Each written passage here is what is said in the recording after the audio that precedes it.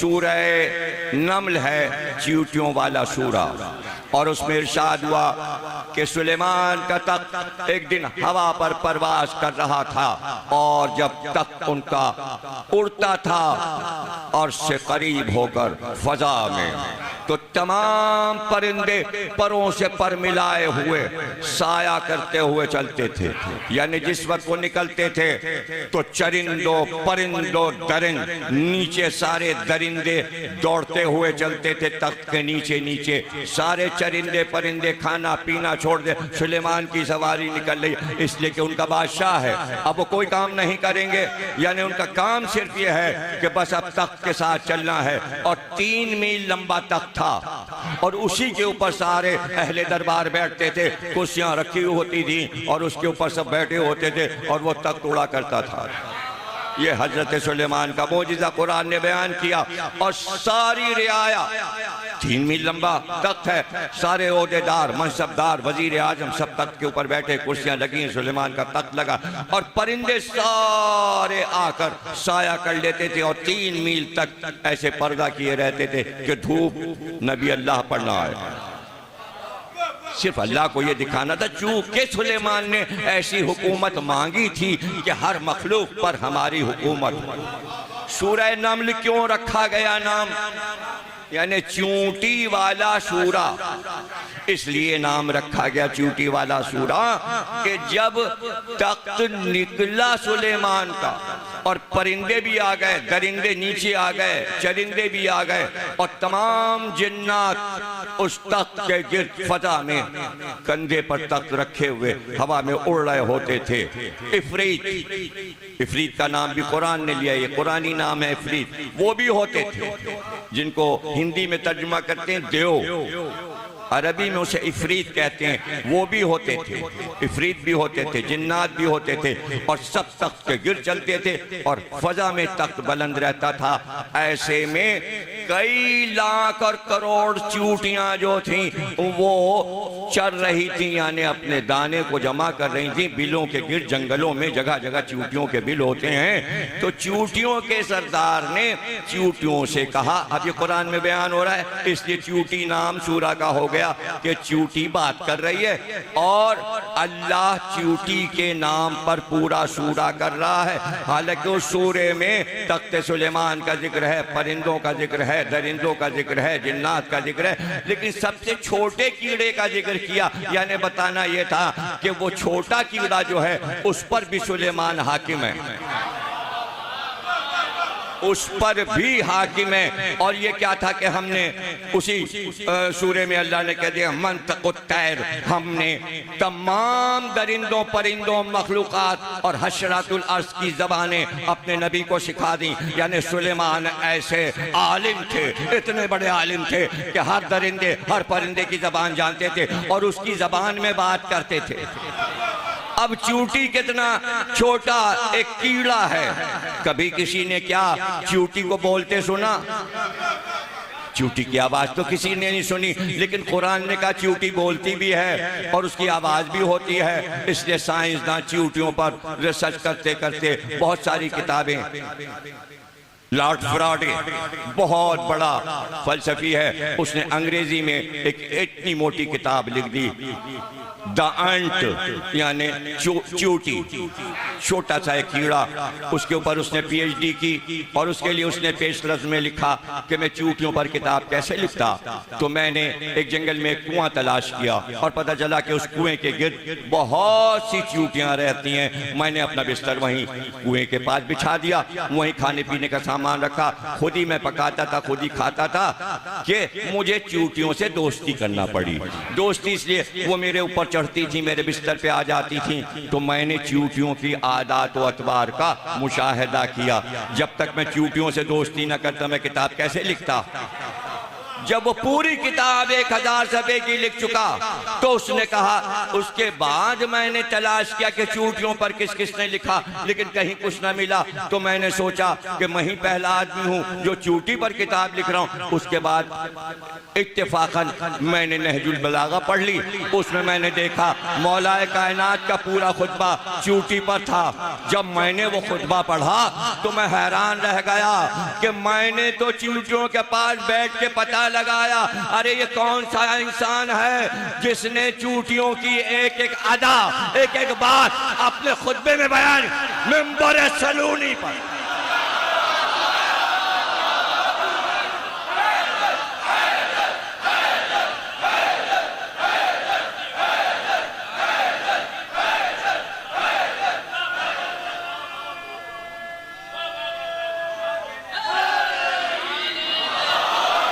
پورا خطبہ مولا کائنات کا چوٹیوں پہ موجود۔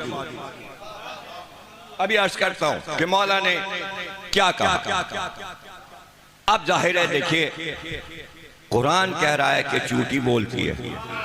اب سائنسدانوں نے پتہ لگانا شروع کیا کہ یہ چوٹی بولتی ہے۔ ایسے حساس ٹیپ ریکارڈر بنائے جائیں جو چوٹی کی آواز کو ریکارڈ کریں۔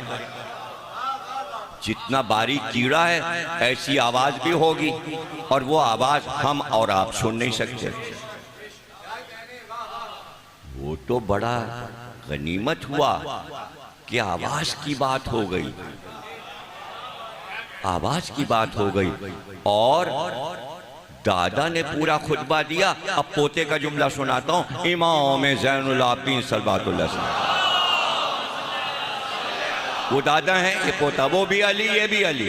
آپ صحیفہ کاملہ کے دعا میں فرما رہے ہیں رات کو دعا کرتے ہوئے، اے پروردگار تجھ سے بھاگ کر کوئی کہاں جا سکتا ہے اور کیا تیری تعریف ہو سکتی ہے۔ ارے تو وہ ہے کہ پہاڑ پہ جب چیوٹی چلتی ہے تو چیوٹی کے قدموں کی چاپ سنتا ہے۔ تو وہ پروردگار، پتہ چلا ابھی تو بولنے کی بات تھی، چلنے میں بھی آواز ہے، مگر وہ سنتا ہے جو چوٹی کی پیروں کی آواز سن لے۔ کیا وہ ہمارے یہ نعرے نہیں؟ اور پھر قرآن نے کہا کہ سلیمان کا تخت چلا سورہ نمل میں، اور ایک بار چیوٹیوں کا جو سردار تھا، ہمیں کیا پتہ چلتا اگر قرآن نہ بتائے۔ چیوٹیوں کے سردار نے اپنی قوم سے کہا جلدی بھاگو اور سب لوگ اپنے اپنے گھروں میں جاؤ، بلوں میں گھس جاؤ، اس لیے کہ سلیمان کا لشکر آ رہا ہے، تخت سلیمان آ رہا ہے۔ کہاں تخت ہوا پر کتنے میل اوپر اڑ رہا تھا۔ جب جہاز 40-45 ہزار فٹ پہ بلند اوپر جا سکتا ہے اسپیس میں، اور راکٹ جو ہے وہ چاند تک جا سکتا ہے، تو سلیمان کا تخت کتنی اوپر اڑے گا؟ کیا بالکل زمین سے مل کے اڑے گا؟ بیچ میں مخلوق آباد ہے تو نیچہ توڑ نہیں سکتا۔ پتہ چلا جہاز جو ہے وہ انچولی کے تاروں پر سے ہوتا ہوا چلا جا رہا ہے۔ ایسا تھوڑی ہوتا ہے بھئیہ، آبادی تیسری منزل جو بہت اونچی بلڈنگ ہوتی ہے، اب یہ سب بتانا پڑتا ہے نا، حالانکہ سب آپ کو معلوم ہے۔ جو ایئرپورٹ کے قریب اونچی بلڈنگ ہوتی ہے اس پہ لال بلب لگا دیتے ہیں تاکہ جہاز کے کیپٹن کو پتا چلے یہاں آس پاس اونچی بلڈنگیں ہیں تو ذرا اوپر ہی اوپر رہنا۔ پھر پہاڑ کی اونچی اونچی چوٹیاں آتی ہیں، کئی ہزار فٹ لمبی پہاڑ بیچ میں آ جاتے ہیں تو اوپر اڑنا ہے، تو اس میں لگتا ہے کہ جیسے ہم اگر پیر رکھ دیں تو پہاڑ کی چوٹی پہ اتر سکتے ہیں، حالانکہ وہ بہت دور ہوتی ہے، چوٹی بھی بالکل قریب نظر آتی ہے، ڈر لگتا ہے پہاڑیوں پر سے چل۔ اب ترکی کے افغانستان کے پہاڑوں سے ہوتا ہوا اور پھر یورپ کے بھی پہاڑ اونچے اونچے آتے ہیں، اس کے اوپر سے جہاز جا رہا ہے۔ ارے اب یہ تو میں کیا کروں، اب عادت ہے کہ میں ونڈو والی سیٹ لے لیتا ہوں، اس لیے کہ میرا دل نہیں لگتا اکیلے جہاز میں جہاز کے مسافروں کو تھوڑی دیکھتا ہوں، میں تو مشاہدہ کرتا ہوں باہر کیا ہو رہا ہے، تو سب کچھ مجھے نظر آ رہا ہوتا ہے، اس لیے میں بیان بھی کر سکتا ہوں۔ تو کیا اندازہ ہے آپ کا، کیا سلیمان کا تخت نیچا ہوتا؟ ابھی آپ کو پتا چل جائے گا یہ گفتگو میں کیوں کر رہا ہوں کہ کتنا اونچا تخت اڑ رہا ہوگا. 3 میل لمبا تخت ہے اس لیے اوپر اڑ رہا ہوگا تو 45,000 فٹ کی بلندی سے اوپر اڑ رہا ہوگا. لیکن قرآن یہ کہتا ہے کہ چیوٹی کے سردار نے کہا بھاگو، اس لیے کہ سلیمان کا لشکر آ رہا ہے. جیسے ہی آواز ہوئی اللہ کہتا ہے سلیمان نے چیوٹی کی آواز سن لی. ارے اتنی محنت کیوں کی ہے؟ ارے کیوں اتنی دیر سے یہ بول رہا ہوں؟ ایک بار سلیمان نے کہا تخت روکو اور یہیں جنگل میں اتارو. اتفاق سے اس وقت تک افریقہ کے بر اعظم پہ اڑ رہا تھا. یہ بھی ہم ہی بتا سکتے ہیں، کتابیں جو چھانی ہیں. اب تم مجھ سے کہو گے فیس بک پہ کتاب کا نام بتائیے کہ تخت افریقہ پہ اڑ رہا، اور جن کتابوں کے نام بتا دیے وہ تمہیں معلوم تھے. سالبی کا نام معلوم ہے، سیوطی کی کتاب دیکھی ہے. ارے بڑی بات ہے اگر آپ نے فرمان علی کا قرآن دیکھ لیا. بھائی ماننے کا تخت روکو، رکا جہاں چیوٹیوں کا پڑاؤ تھا. تخت پہ بیٹھے بیٹھے ہاتھ ایسے کیا اور چیوٹیوں کے سردار سے کہا ادھر آ. اب بھائی اطاعت نبی تو ہے. سردار جو تھا چیوٹیوں کا فوراً سلیمان کے ہاتھ پہ آ گیا. اب یوں کیا سلیمان، کیوں اپنی قوم سے یہ کیوں کہا کہ جلدی بلوں میں گھس جاؤ؟ کہا ہم نے تو ان کو تنبیہ کی، بتایا بھاگ جاؤ گھروں میں، سلیمان کا لشکر آ رہا ہے. کیوں کہا تو نے؟ کہ بادشاہوں کا کیا ٹھیک ہے، جب وہ آتے ہیں تو اندر جو بھی چیزیں ہیں رونتے چلے جاتے ہیں. تو ہم نے کہا ہماری قوم مر جائے گی، ہمیں اپنی قوم بچانا ہے. اچھا چیوٹی اپنی قوم تو بچائے. علی اپنی قوم،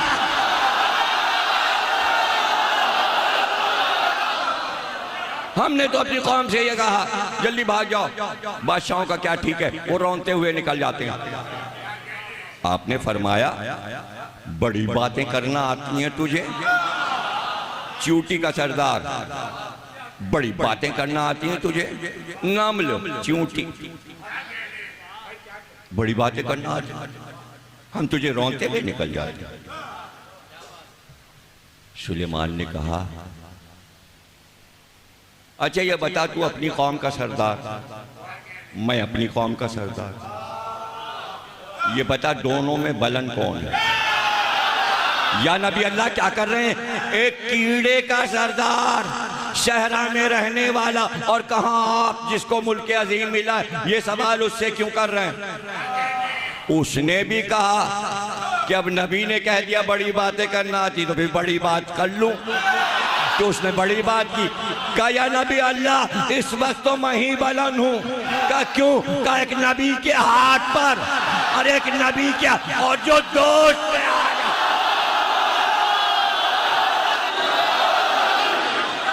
جاتا. آج کہتی سلیمان ہنسے، چیوٹی کی اس بات پر زور سے ہنسے، یعنی اسے سزا نہیں دی.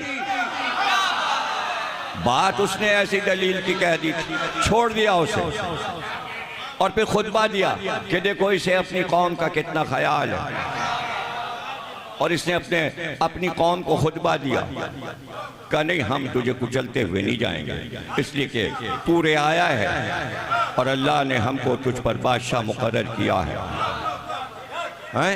ایسے میں تخت چلا. ایک بار نبی اللہ پہ دھوپ آئی، حضرت سلیمان پہ ذرا سا دھوپ کا دھبا اتنا آ گیا، اتنا پورے چہرے اور جسم پہ دھوپ نہیں آئی، ذرا سا دھوپ آ گیا. ایک جگہ خالی تھی. آپ نے کہا یہ کون پرندہ تھا جس نے جگہ چھوڑ دی بغیر میری اجازت کے؟ سارے پرندے بولے ہدہد ہدہد. سب نے اپنی جان بچائی. سارے پرندوں کی قوم والوں نے اپنی جان بچائی کہ کبوتر بچ جائے، کوا بچ جائے. ہنس بن جائے، فاختہ بچ جائے، ورنہ سب اس میں ملوث ہو جاتے. تو سب نے پکار کے کہا جو غائب ہوا ہے وہ حدود تھا. اب یہ یاد رکھیے گا لفظ حدود عربی ہے اور یہی نام قرآن میں آیا ہے، اسی لیے وہ حدود مشہور ہے. حدود اس پرندے کو کہتے ہی اردو میں حدود ہیں. اب اس کا نام اردو ہندی میں کیا ہے وہ آپ پتہ لگا لیجئے. عربی میں حدود کہتے ہیں. مگر یہ یاد رکھیے گا جگہ تو چھوڑی ہے، ڈانٹ تو کھائی ہے، مگر تاج بھی اسی کو ملا ہے. مور کو صرف قلگی ملی ہے، مرغ کو مرغکیش ملا ہے، مگر اسے تاج ملا ہے. تاج اس کے سر پہ تاج ہے. کس بات پہ تجھے تاج مل گیا اور کیا کیا تجھے مل گیا؟ اب یہ سب قرآن کے حاشیے پہ تفسیر میں پڑھ لیجئے گا. اوپر اڑاؤ، بہت اوپر. تو بادشاہ لوگ اور جو لوگ حدود کو پالتے ہیں صحرا میں وہ کیوں؟ وجہ بھی سن لیجئے کہ ان کے پاس حدود کیوں؟ اس لیے کہ حدود کو چھوڑتے ہیں اور وہ اڑ کے ایسے ایسے پھرتا ہے. زیر زمین اسے پانی نظر آتا ہے. یہاں وہ جا کے ٹھونگ مارے سب سمجھ جاتے ہیں یہاں چشمہ ہے، کھودو. اس کے لیے اس کی آنکھ میں زمین مٹی نہیں ہے. ابھی قائم صاحب نے مجھے بتایا وہ دیکھیے قالین سبیل کے سامنے بچھا ہے. میں نے کہا یہ کیسا قالین ہے؟ کہنے لیں مٹی کے رنگ کا ہے. میں نے کہا یہ تو بالکل لوگوں کو کیا پتہ چل جائے گا قالین بچھا ہے؟ سب سمجھیں گے یہ تو فرش ہے، یہ گراؤنڈ کا، یہاں امروہہ گراؤنڈ کا. کہنے لیں نہیں اتنا موٹا ہے، وہ تو جب قریب پہنچیں گے تو پتہ چلے. میں نے کہا اسے بیچ میں بچھا دو. کنارے تو وہ بالکل مٹی کے رنگ کا لگ رہا ہے. تو میری آنکھیں دھوکہ کھا گئیں کہ قالین جو ہے وہ فرش لگنے لگا. لیکن جناب حدود دھوکہ نہیں کھاتا، اس لیے کہ اس کی آنکھ کے سامنے زمین کو شیشہ کر دیا گیا. وہ شیشے کے اندر سے دیکھتا ہے یہاں پانی بہہ رہا ہے. اب آپ کو میری باتوں پہ یقین نہ آئے تو اب کیا کروں؟ آپ کی وجہ سے میں نے اپنی آنکھوں کا دھوکہ بتایا، ولا کوئی اپنی آنکھوں کا دھوکہ بتاتا ہے؟ یہ تو تجربے کی باتیں، جتنا پڑھیں گے آپ اتنی باتیں زیادہ سے زیادہ معلوم ہوں گی. اس کے لیے زمین شیشہ ہے اور نیچے دیکھ لیتا ہے پانی ہے اور وہ ٹھونگ مارتا ہے، کہتا ہے یہی چشمہ ہے. کھدتا ہے اور پانی نکل آتا ہے. اب حدود کو کیا کیا نعمتیں ملی ہیں؟ ارے بھائی پیغمبروں کے ساتھ رہا ہے، کیا پریشانی ہے آپ کو؟ جب سلیمان کے پاس رہا ہے تو کچھ نہ کچھ تو اس کو نعمتیں مل گئی ہوں گی اور اللہ نے دی ہوں گی. سب نے کہا حدود. اب قرآن ہے یہ بھائی، ہم سے بحث نہ کیجئے گا آپ، اور کوئی حوالے کی ضرورت نہیں ہے، قرآن کی آیت پڑھ لیجئے گا. ان کا اچھا بغیر نبی کی اجازت کی جگہ چھوڑا، آئے میں اس کی گردن کاٹ کے ملوڑ کے رکھ دوں گا، میں اسے ہلاڑ کر دوں گا، مار دوں گا، اس کی گردن الگ کر دوں گا، کاٹ دوں گا. تو یہ طے ہو گیا سلیمان کے اس قصے میں قرآن کی سورہ نمل کی اس آیت سے کہ اگر کوئی نبی کی اجازت کے بغیر جگہ چھوڑ دے.